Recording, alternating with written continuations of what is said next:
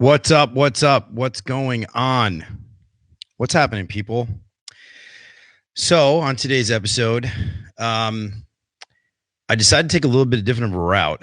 So what we're going to do today is we're going to do a hot topic that everybody was there was a Facebook post a couple of weeks ago.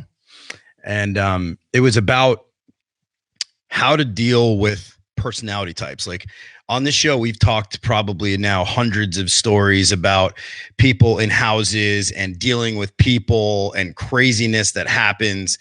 And a lot of it, is hilarious. And a lot of it's like, look, how could you have dealt with that situation a little bit differently? And it could have been any situation. So today I have two guests who are sort of like experts in this field of personality profiling and understanding how to deal with different personalities. So I have Elise and I have Jason. Hello, Elise. Hello, Jason. Hello. Hello. Welcome to So I Was in This House. And here we are in this house. And so, Elise, start out. Who are you? Why are you on this podcast right now? Ooh, that's a loaded question. Who am I? I started Velocity Leader to support companies in the trades to develop their leaders. I've spent over a decade in this industry, and so I saw a need in the industry. This is a training-rich industry. If you're product, technical, business, even sales training, right? Leadership training, not necessarily something that people think they need. Even think it's important. So I took that and I was like, yeah, I'm going to take this and run with it. So I've worked on the distribution side of HVAC for over 10 years. That's where I get a lot of my experience. And then now I do coaching and consulting with contractors and distributors alike, truthfully. So that's a little bit about what I do. Nice. And Jason, who the heck are you? My name is Jason Johnson. I have been in the heating business for over 25 years. I had a heating company for 19 years, sold it in 2020, did some consulting and acquisition work, and now we do consulting, and we have a heating company as well that we use as kind of our platform for the consulting. You're a stoic guy too, kind of imposing. You know what I mean? Like if I were in a call and you were on the call, I'd be like, man, this guy's pretty imposing. How am I gonna deal with this guy right here? Well, I'm gonna do a lot of shutting up. I'm gonna do a lot more listening and a lot more shutting up. Right? The trick is you meet him on a golf course and then he's a totally different human. That's how I met him at a golf outing. I'm sure. Oh, that's the key. Just take Jason out to play some golf. So all right. So Elise, you do disc assessments, right? I do. Yep. Okay. Like for anybody who doesn't know what a disc assessment is, what is a disc assessment? Okay. So it's a behavioral assessment. It measures how you typically respond in different situations, right? So because we're pretty much hardwired to be who we are. So that's really what it's not like a pass fail. It's you're gonna pick up different things in your personality and you're gonna communicate from your preferred style. Okay. You want me to go through like D, I, S, and C? Yeah. Go through. Right, sure. Yeah, go through the different personality profiles. So if you're a D, and I love saying this because my Ds can handle it, I can be like, God, you're such a D. You're a dominant driver. Okay, you're going to be someone who's forceful, someone who is very results driven. Usually they're visionaries in the company. Typically they fall into like those sales, management roles or owner type roles because they're that big picture visionary person. I's are going to be the influencers. So if no surprise to anybody on the call who knows me for 30 seconds, I'm an I. Influencer, outgoing, never met a stranger kind of people where we sort of have the gift of like people just sort of tell us their life stories, which good, bad, or indifferent, just it happens. And so those are the people who are going to be positive, optimistic, outgoing, like pulling people along with them. The next one is going to be your S's. S's are like your steady Eddies. They are harmony. They are not wanting to rock the boat. They are even-tempered, patient. My husband's an S. I married him for all of those reasons to balance me out. I am not. Everything that Right. But you may have, see, that's the funny part is, but like if you look at your team at home or at work, you may have some S's on there. Oh yeah, no, I'm put in married. place I'm on- married an right. S. Yeah, for sure. Right. Although she took a disc and it was crazy how she came up. Like anyway, like Yeah. quietly competitive. You know what I mean? Like, Right. not flashy, but like she wants to win. Mm-hmm. And that's probably one of the things that pulled you two together because you're an ID, something like that. Yeah. My husband's an SC, so he's steady. He's they're the consummate team player. They're awesome. The last one is the C's. Not to forget the C's. Data driven. They're conscientious, so they're the data driven. They're super technical. Love to be not right, but love to get things right. Love to put processes together. Those are the people who give them a system or give them something like to be able to create a process doc or put a process in place. They love that stuff. And so as you can kind of tell, there's strengths and weaknesses about every personality, of course. But that's a little bit of a 40,000 foot view of what the different personalities or disc traits are. And you said, what are you? I'm an I, like as far out I as you can be. I feel like as you take these assessments, you just become more of who you already were. Like I may have been an ID previously. I'm fully 100% I. Interesting. Jason, what are you? I did the color code, so I'm a blue-white. And in that, is that like super driven? Like, no, that's actually it's D and I. It's a strong D and then sub I. Ah, interesting. Yeah. What's the hardest personality to deal with if like being an I, Elise, what's the hardest personality to deal with? A C, and I'll tell you a story about a former boss and I before, but yeah, it's gonna be the opposite kind of a view typically. So it's the C, it's that process driven analysis paralysis that it kills me. I can't. It's rough. So somebody comes. So have you come into a situation where like there's a high I or a high D who's also very process driven? Because I think I'm a pretty process driven guy, and I'm a super high ID. Well, yeah. So, but you lead with the interesting thing is you'll have shading depending on how your results show up. You'll have shading into other areas. Like for most of my career, I've spent it working with Ds. I enjoy working with a D. I'm like, paint me the picture and I'll fill in all the details for you and I'll make sure we rally people around the cause. And so for me, I definitely appreciate certain things about the D quality. And that's why but I'm still like very much in that I kind of lane. You're picking up different pieces that you're going to like from the different styles. And so, I also think it's influenced by who you're around. But yeah, I mean, the D's and C's are going to be more task driven. So you liking process, it makes sense. The I's and S's are going to be your people. They're going to be more gravitating to projects or tasks that involve people. So that's probably why you're seeing kind of getting pulled that way.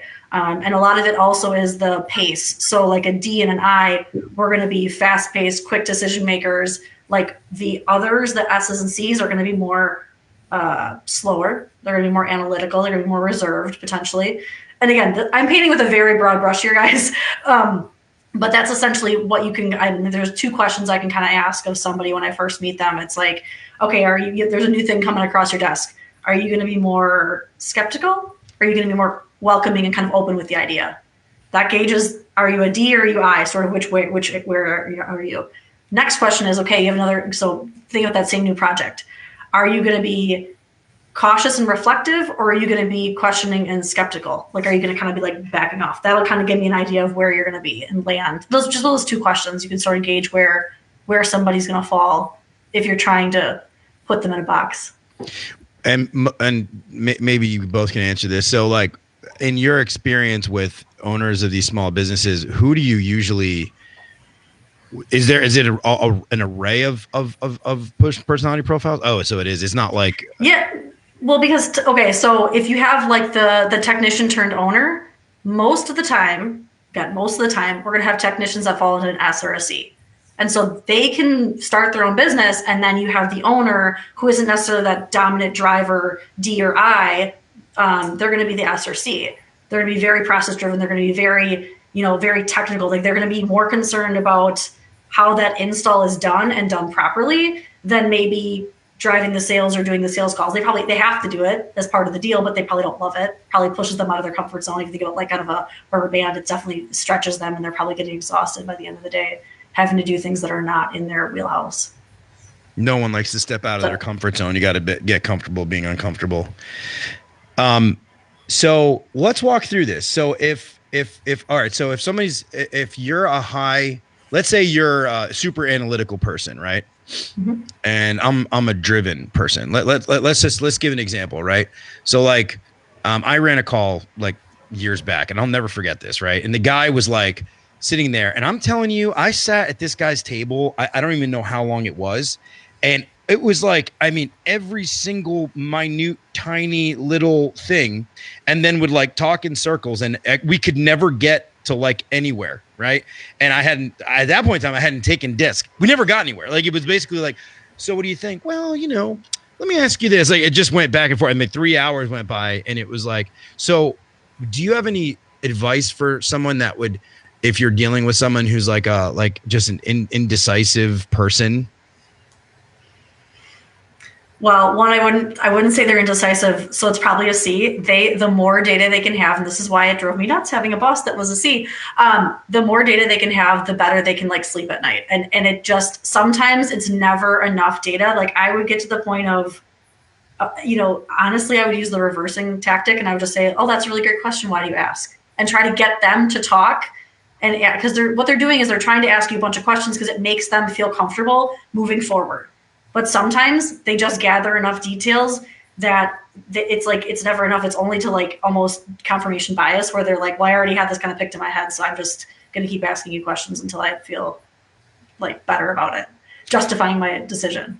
But is there a level where it's like they're just stalling? You know what I mean? They're just, or do you think that it's legitimate? Because I think there's a level of like, well, maybe they're just stalling. There could be. I mean, when I'm thinking about it, because this is where I think of like, I put like my marriage counselor hat on, where I'm like, okay, if we replace intent with the nature, it's in that person's nature to ask lots of questions because that's their process.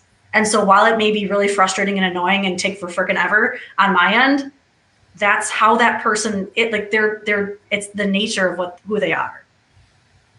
And if they're your customer, you kind of got to go along for the ride, which as painful as it might be. Jason, you work with different companies. Do you work with anybody of this like a super analytical, data-driven person that's? Absolutely. Yeah. They're always fun to deal with. And it's just like anything, you got to weave in and out and figure out how to manage them and how to get what you want out of them without offending them. So now Jason brought something up before we started here, and it was really interesting. And it was like, you talk about weaving in and out as a leader, and it was like you talked about walking the fine line of enabling and caring for your employees. And talk about that. As far as on the business side of things in the heating world, when you're a technician and you go from technician to an owner, all you know is fixing furnaces and putting new furnaces in and all that type of stuff. And then all of a sudden there's this big step back where you have to step back and you have to manage people. Well, now you're not managing people, you're managing the people that are managing your customers. So you have to keep those people happy somehow.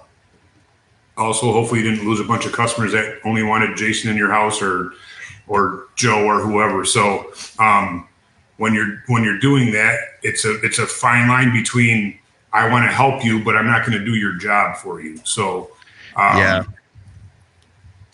do you do that? How can I teach you and how can I keep you motivated without sitting there and doing your job for you? On the consulting side and the business side, it doesn't matter. It's such a fine line and it's so easy to step over. And as soon as you kick the sand on the other side of that line, then all of a sudden you're committed to being the enabler. And then you got to sit there and try to think of ways to not be the enabler. So it's really tough to navigate that. And I've lost employees and I've seen customers lose employees to that before, where it's just, unfortunately there's got to be a line in the sand and here's where we end and here's where we start. And this is work and this is this is play, and you're not going to know about the play side of me, so unfortunately.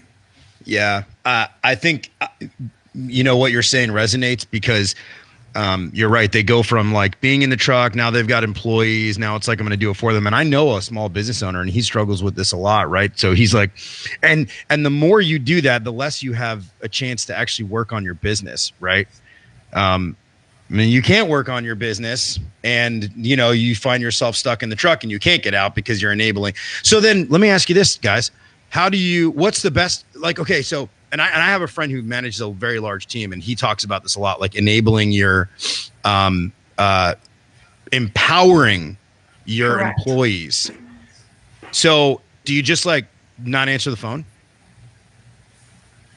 I've heard a lot of different things before. So the big thing in the tech world is, before there wasn't checklists. Now we have a checklist. So every time there's a checklist, we can sit on Service Titan and watch when a technician is going to call and ask for help. The biggest thing that we notice is if they call and then you answer the phone every time you give them the answer, guess what? You're not doing that employee any good. They're just going to keep calling. They're just going to keep calling. Yeah.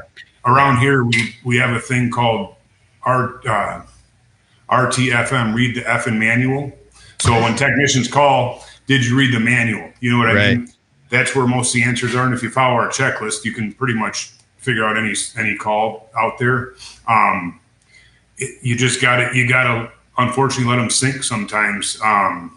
You've heard it 1,000 times, that tough love. It's not really tough love. It's just forcing you to grow up and be a better technician, a better call taker, a better manager, whatever it is. So it's that, falling off the edge and not knowing if there's a net there, so.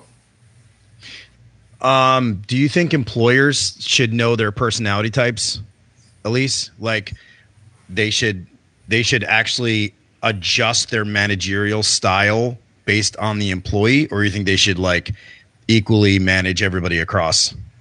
They should 1,000% know their own style, because the first thing you learn about when you learn about your own style, you learn about how you communicate. How do you prefer to be communicated, right? So that's the first thing, is you understand your style, your communication style. And then, it's your job as a leader to meet people where they're at. It's your job if you want to hit those sales numbers, let's say you're in a sales position, understand how that person wants to be communicated to. Use like the same words that they use that you hear back from them, almost not that in a devious way, but like use the same language that they're using to you. If they're, that's a sales tactic. Like, it's a mirroring sales tactic. But here's okay. Now this brings up a very like kind of a hot topic. Okay, we have a whole new generation of people who like don't even talk. They've grown up in a world where literally like they won't even make phone calls when like literally they probably should make a phone call and they don't make a phone call because then they like texting is like the form of communication when it's like, dude, I need to talk to you like face to face, or I need to see you, or I need to be in the same room, or I need at least a phone call from you. Like, have you guys had experience with this? Have you had owners of businesses talk about this, about how to deal with, like a generation that doesn't want to have verbal communication? Called the millennial package. Hey, as a millennial, I'm offended, but I'm an elder millennial, so the rule is, if you're offended, you're the problem. Remember, dang it, I'm out. Yeah. If you're offended, you're the problem. So we have a problem right here. I'm gonna use my first Taylor Swift reference and go, okay, hey, it's I'm the problem, it's me, I'm the problem. Got it. I love that line. But that's the thing, is so much tone and is lost in that. I mean, it could be text, it could be a Teams chat or Zoom chat or whatever the medium is, an email. It's real, I get it. But at the same point, how the heck are you supposed to know to communicate with them if it's that one-way street? That's when I'm like, okay, that's why I just say call me. Because I feel like I'm missing something, and usually I put it on myself going, hey, maybe I missed something. Can we just have a quick, just give me a call quick when you get a chance? Because to me, it just takes so much more out of context, let's just get it out of email or text or whatever's going on. Because now I'm reading into it and creating my own, making up stories in my head. Yeah, and then like I know this is like bordering on the personality profile like understanding, but like what about like water cooler talk, people getting negative in the office and stuff like that? Like, do you guys have conversations with your like How do you, because here's the thing, and here's the crossover into this like podcast, is those people then go into houses and then they bring that negativity in with them. And I've seen teams get completely destroyed because of that, because of the negative stuff going on. Do you have any tips on how to, temper that? I would say with your teams, be as human as you possibly can and show them that you're human and that you were in their shoes before. I think it's Jocko, what's his name? He's got a book, but he carried the weighted vest and did the same run everyone else did. If you level with your people and you show them that you're human and you're just a stupid heating guy, guess what? They're going to respect you a lot more. You know what I mean? I mean, we open up our financials, we open up everything for the guys. So be as open book as you possibly can. Be a human being and just show them that you are too, because there's no one better than anyone else. So a complaint horizontal on an org chart does nobody any good. All right, now going back to the personality stuff.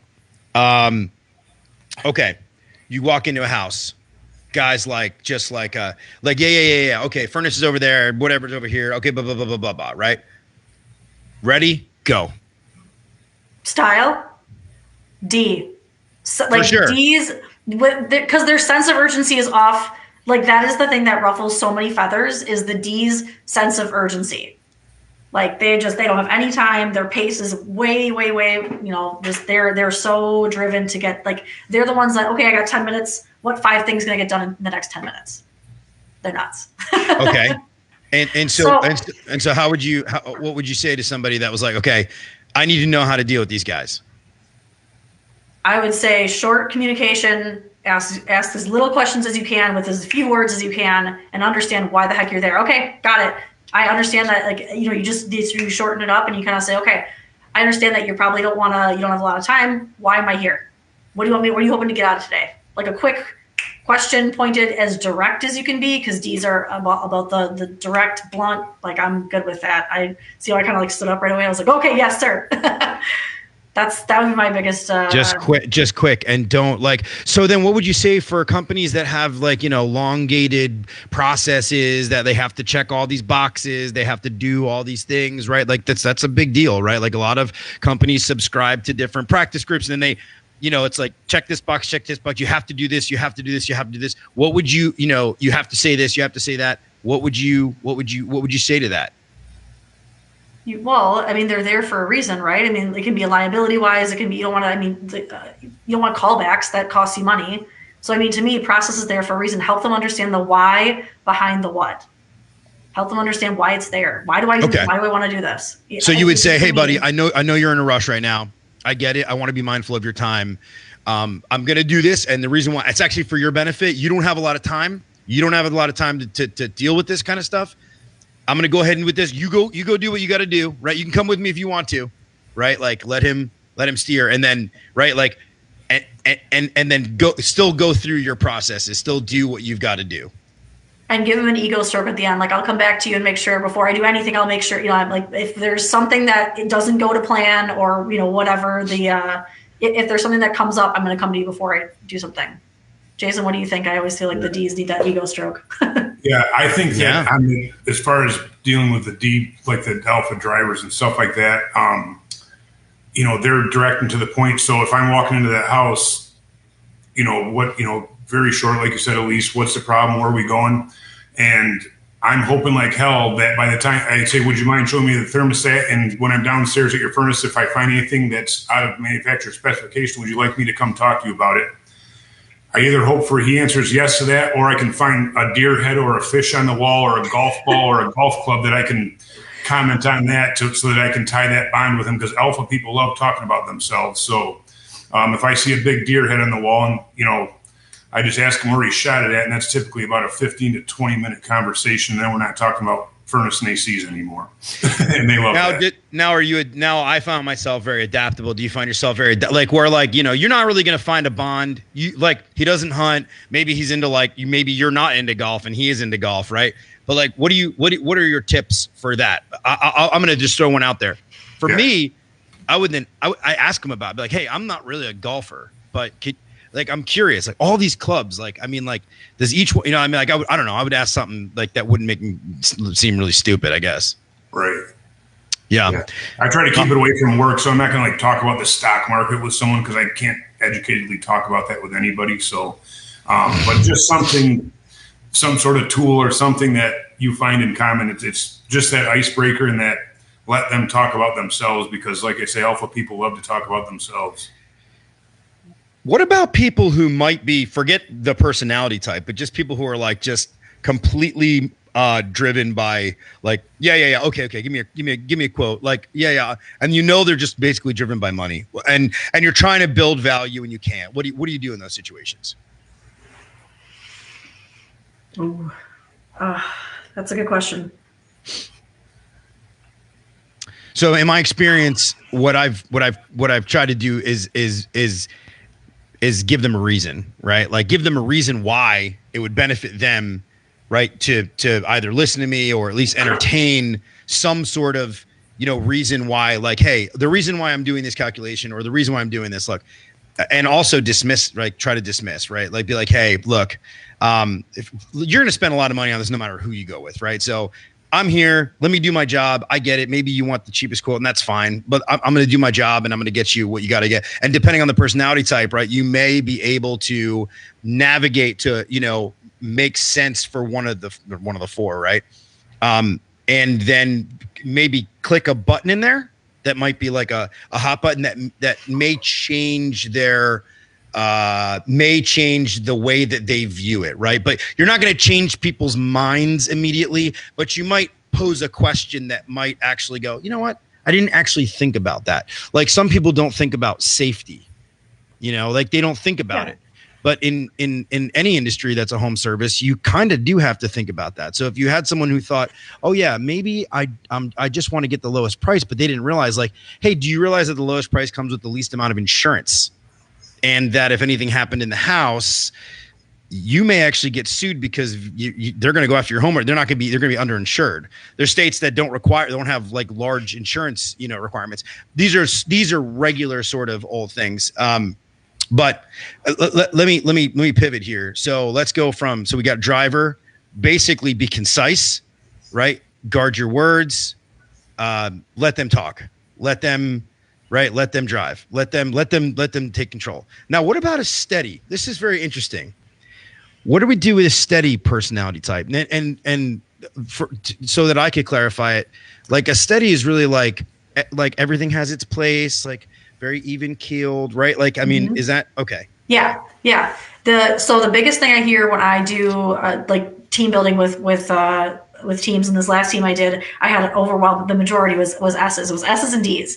The S's were like, ask me questions. They're not going to be forthcoming with things, but if you ask them questions, they will talk.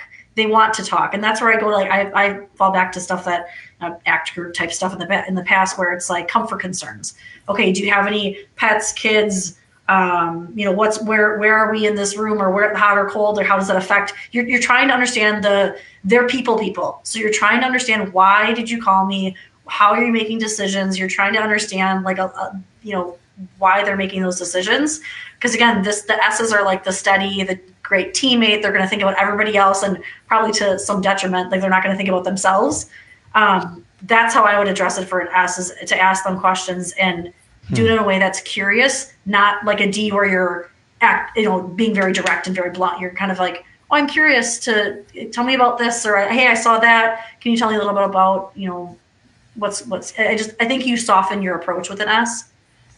Soften your approach. So if I went into a house and I walked in and like everything was sort of in order and they were very cordial and very polite, and like you knew like, okay, like they're very like sort of organized and right, like what in your opinion would be like a telltale sign of somebody who's like a steady versus a C who's analytical?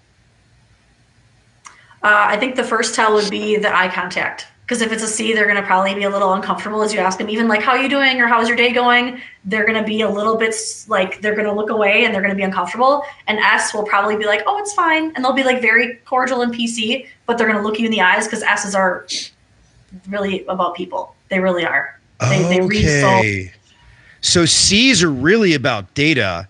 S's are really about like the more of an emotional connection. And right, am I accurate in that? Yeah, and that's why that's why you even like pairing people up. You know, I mean, like you probably have two-man crews when you do installs, or that's I've seen that where it's put your I's and your S's together. They're your people. D's and I's can work really well together too because they balance each other out. It's like the D's are focused on getting the thing done, and the S's are like, wait, or the I's, are like, hey, wait, there's a person here. Let's ask them about them, or let's I think pairing it up is helpful. Do the elevator analogy.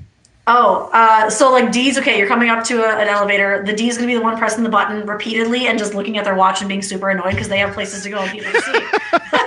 Meanwhile, let's say the door's open. Hi, I'm standing here. I'm Miss I. I'm just like chatty Cathy, going to talk to you, everyone and everything about and take up all the air and all the space in the room.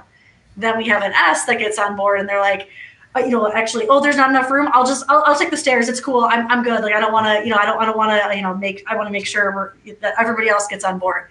A C comes on board and let's say it's a full elevator. They're sitting there and they're so nervous because they're going, oh my gosh, this is the weight limit. We have this many people in the room. Oh, I think we're over capacity. And they're like doing all this craziness in their head, but on the surface, they're like super chill, but you're also like, he's like not okay. Something's going on with him. That's the best way I could describe all four in a That's so cool. A little bit. Yeah, and I've heard that before, and it's really cool. So okay, we did a driver, alpha driver. We did working with a steady. We touched upon a C, right? Super analytical personality type. All right, so the last one here is I think so. I'm a high ID, so I'm then you too. So dealing with like it's an influencer, right? Like that's the name of it is yeah. Okay, so dealing with an influencer.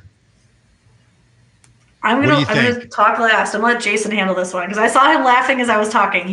You go. You can start with the influencer because you know the personality type. I did have a add on to the study just real quick to go back is with steady people like that, I always ask questions that there has to be an answer to. So it's not your upstairs is warmer than your downstairs. It's what part of your home is most uncomfortable. What time of year do allergies bother you the most? Instead of do you have allergies? No, we don't have allergies. Just give us a price. You know what I mean? So just open-ended questions I think are really good on the steady side. Yeah, great point. Okay. And okay, so that's good. That's good information. And what about an influencer? So how do you adjust your approach when dealing with people that are influencers? I would say the best thing with an influencer to do is you really got to be direct with them.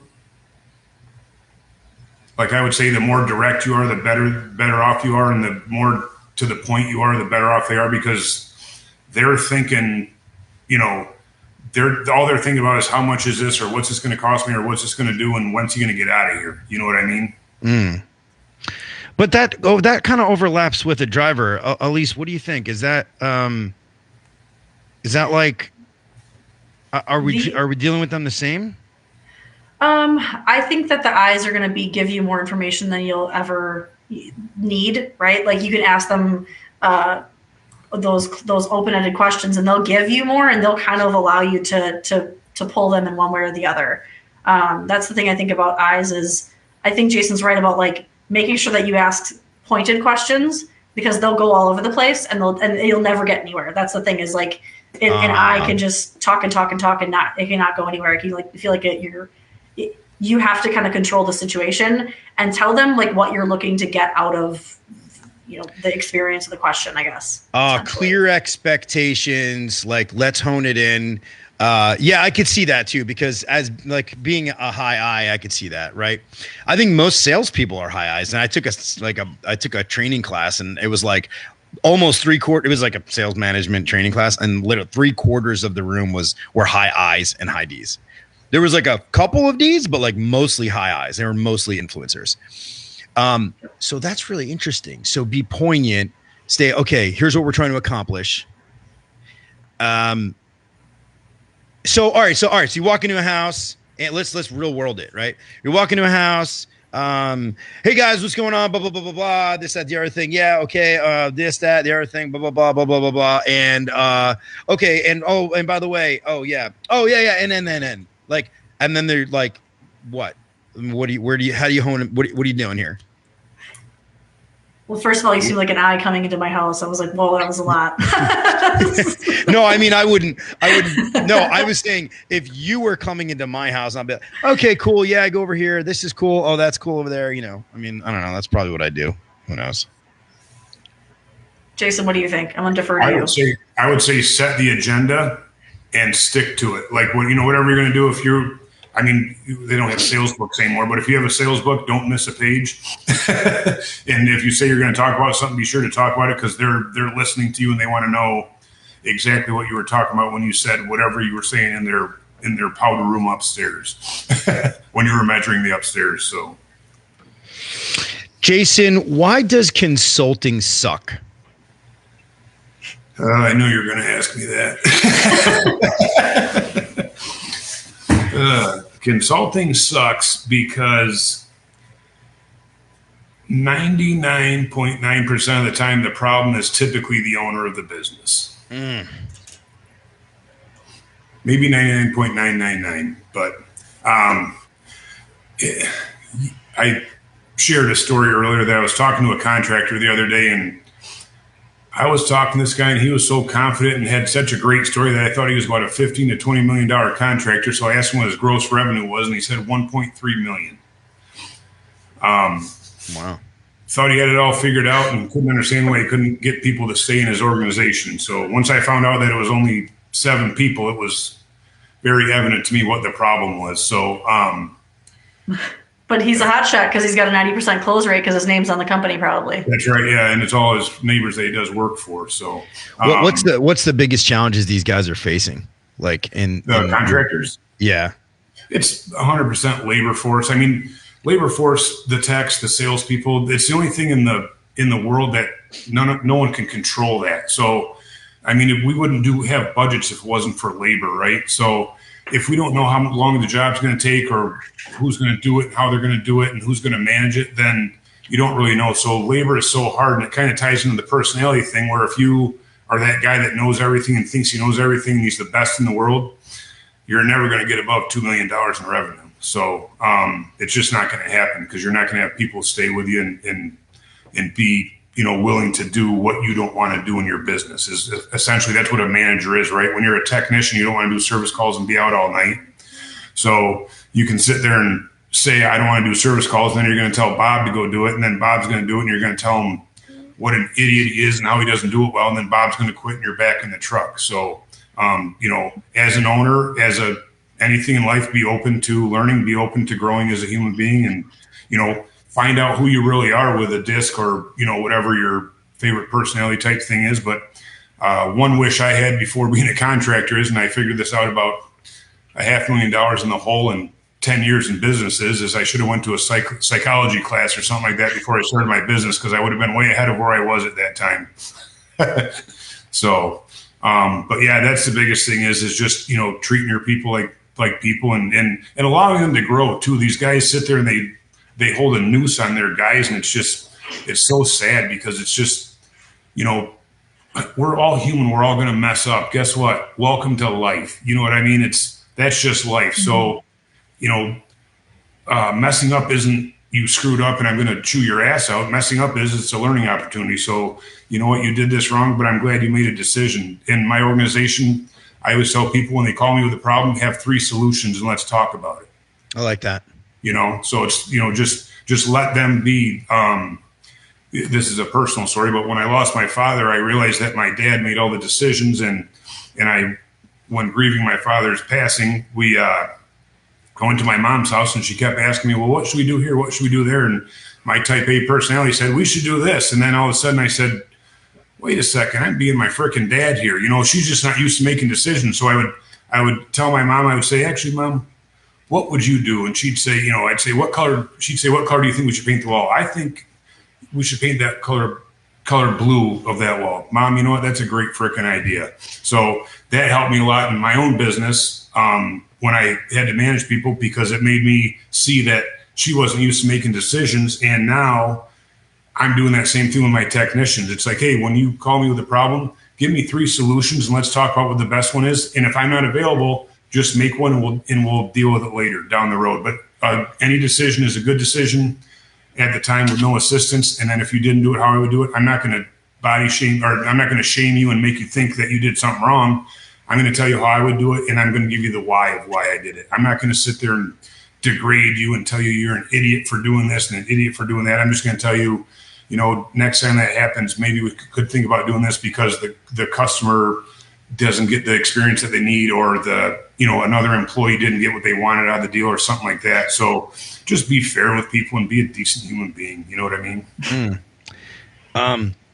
So Elise, talk about diversifying your workforce. You do this a lot, right? In team building. Yeah. Talk about diversifying your team. I'd be interested to hear about this. Well, and that's what I was kind of getting at a little bit before, even with the you want to have a variety of personalities in the team, because that's where the magic happens. Yes, is one personality going to ruffle the feathers of the other 3? Most likely. That's usually where conflict happens.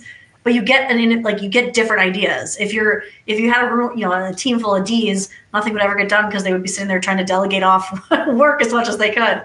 D's are great at that. If you had I's, we'd all sit around and chit chat and never get things done. There's strengths and weaknesses to everything, and I think you can overplay a strength. But where really good teams that I've seen have that mix of different personalities. I talk about this a lot with contractors that I work with, is cross-training different departments. Like, yes, you may have a lot of, to your point of earlier of those sales trainings you've been in, a lot of them are D's and I's. A lot of them, yes, in sales are. And they're working with, their outside sales, they're working with technicians who are S's and C's. There's naturally going to be conflicts in that personality, but also those roles. Being aware of that, having people, go do joint travel with one another, and having your sales guys ride along with the technicians and vice versa, helps them understand that they're getting to the same end goal. They're just going about it in a different way, and they're using their strengths to get there. And so that's I think the beauty of a team, and it's the mix. Yeah. So interestingly, most contractors, most companies in general, right? Like they have like the guys who are like out in the field that do the work. They got the guys who are selling, like all, it's interesting because there's always been this, there's always been this resistance between like, especially like install and sales, or, service and sales, or, and like service and install, like there's oh God, this guy, whatever. And it's like, dude, and it's right. And I think swimming in the same direction is really, really important. And that's, you're right. Like understanding that everybody's like a part of the hive, right? And trying to get there, right? Like without the sale, like nobody eats, like nothing happens until a transaction is made, period, nothing. And then like nothing, like you have to fulfill that, right? So you have to go out and do the work. So it's like nobody's more important. It's just like we just have to understand each other better. I think that's the same, like even in our world right now. Like we just have to understand that we all think differently. We all are different. And it's, I think it raises a much, much bigger question, right? Like what's going on in the world? Like with people are just so like everybody attacks each other. Everybody's like on each other. And I think conversations like this, understanding, right? The understanding aspect of it, that we all just play different roles, right? We're all trying to go for the same, we're all trying to accomplish the same things. I think there's a lot to learn there. So I have a question for each of you, and I ask it on every episode. And it is, what is one experience that you've had, albeit with a customer, with a client, with an employee, that has shaped you, that you bring with you wherever you go? Who wants to start? I'll go. Go ahead. So the thing it's one of the reasons I started the business. I worked with an HR, she was the manager, director, whatever you want to call it. And we were talking about, why should you're trying to create training for our middle managers? Because some of them had never managed people before. And she goes, we don't have to give them training if we hire the right people. I was like, what? That's the most flawed that was that moment where I was like, that is the most flawed vision of how to develop people and create, like, how are you retaining your talent? I couldn't disagree with it more. And I just sat there going, all right, this is not a person that should be, people and culture is not your jam. You should really find something else. But that for me is, yes, you can absolutely hire for skill, but you have to keep developing them. I think it's your responsibility as an owner for your company to create that culture where people want to be and giving them opportunities. And a lot of the owners I talk to struggle with, I want to pay my guys more. It's not always about paying them more.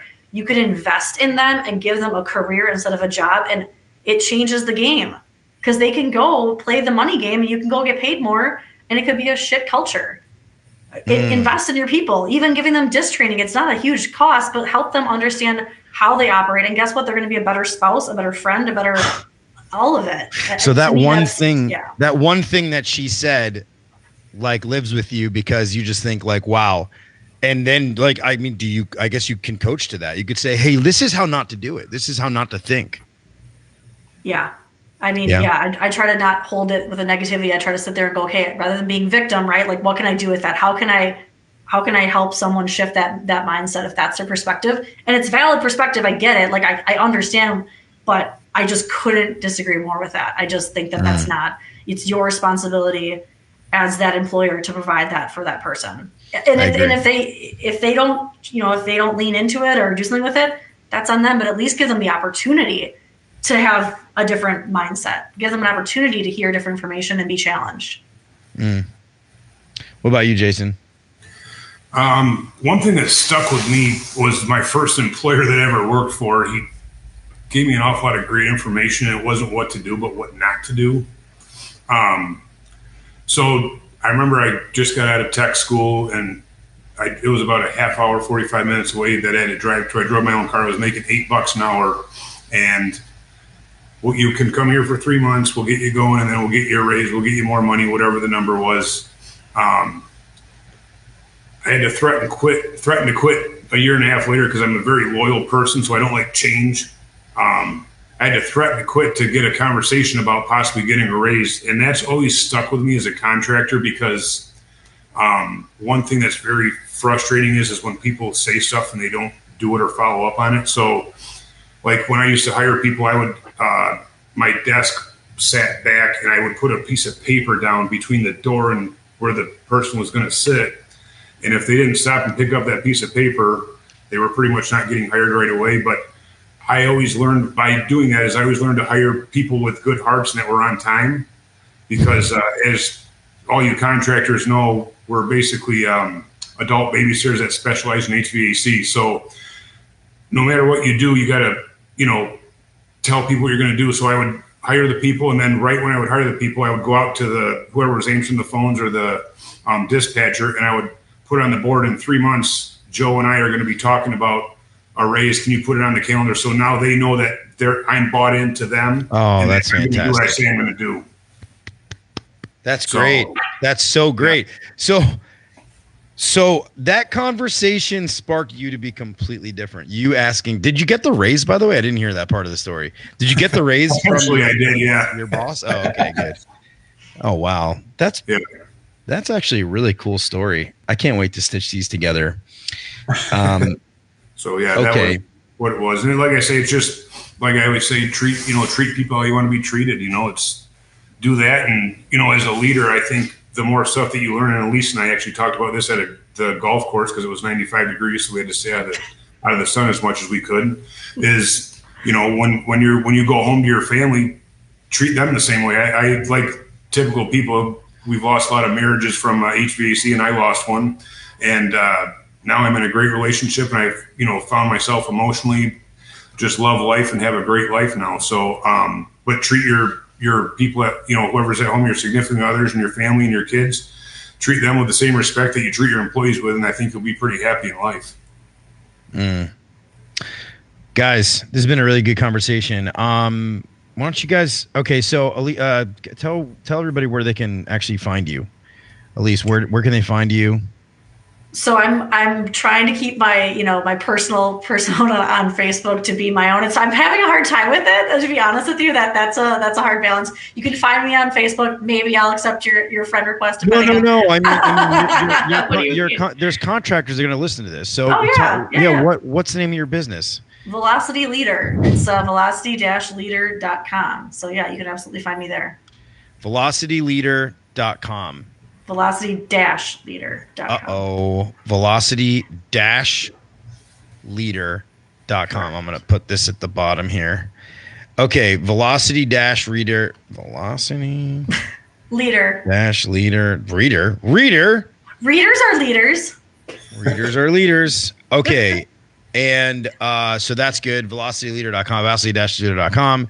And you'll give everybody, and now do you do a disc assessment for everybody? Everybody gets a disc assessment, or no? It's like a part of what you do. It's a part of what I do. Depends on what we want to. It depends on what you're looking to accomplish. Very cool. Okay, and Jason, where can people find you? We're right now. We're actually in the process of setting up the consulting thing. Is the easiest way to get me on LinkedIn. So it's LZL Home Services Performance Group. That's the best way to do it. And then we have the contracting is the Legacy Home Services IL on Facebook. So, but yeah, the consulting is the easiest spot to find me. And, I'm on Facebook too. If you want to look up my name, I'm kind of hard to hide. So you see a big bald guy named Jason Johnson. That's me. Big bald guy, Jason Johnson. Very, very cool, guys. Awesome conversation. I just have a couple of announcements I'm going to make here, guys. Really, really appreciate it. I'm going to take you off for just 1 second here. Okay, very cool. I hope whoever listens to this gained something out of it. I did. I thought that was I got a couple of key takeaways on this one. That was cool. And I love figuring things out and dealing with people and understanding people and their motivations and everything else. So for me, this was very helpful and I liked it. Thursday night, I'm going to be speaking with a gentleman by the name of Texas Medley. Yes, his name is Texas. He's like, I don't know, just one of the most interesting guys I've ever known in my life. He owns a business called Medley Heating and Air, Medley Home Services here in the Dallas area. And he's like a really good skateboarder. He's super competitive. He's got some things that he's working on that are just absolutely incredible. He sent me some stuff yesterday. I was just really excited about. So I'm excited about having a conversation with him. And he's also been on some billboards and whatnot because I think Service Titan used him as like a brand ambassador and stuff like that. So that was actually pretty cool. I have a whole slew of other guests. I have Ryan Shute coming up from Wizards of Ads. I have Julian Picard coming up. I have, Louise. I have a really special announcement that's going to happen right around the 21st, 22nd. So very, very cool. Really appreciate you guys. Thanks so much for tuning in and see you soon. Oh, I dropped an episode this week, audio that I had recorded around Thanksgiving with Colleen Keyworth. I'd highly recommend giving that a listen. She's super interesting. And on January 17th, I'm actually going to be recording with Ben Poole, who is the founder and owner of HVAC Tactical. If you don't know what HVAC Tactical is, check it out. It's an apparel line. They do an awards show. Super popular. Very, very cool people. They have a magazine. Very cool. All right, see you guys.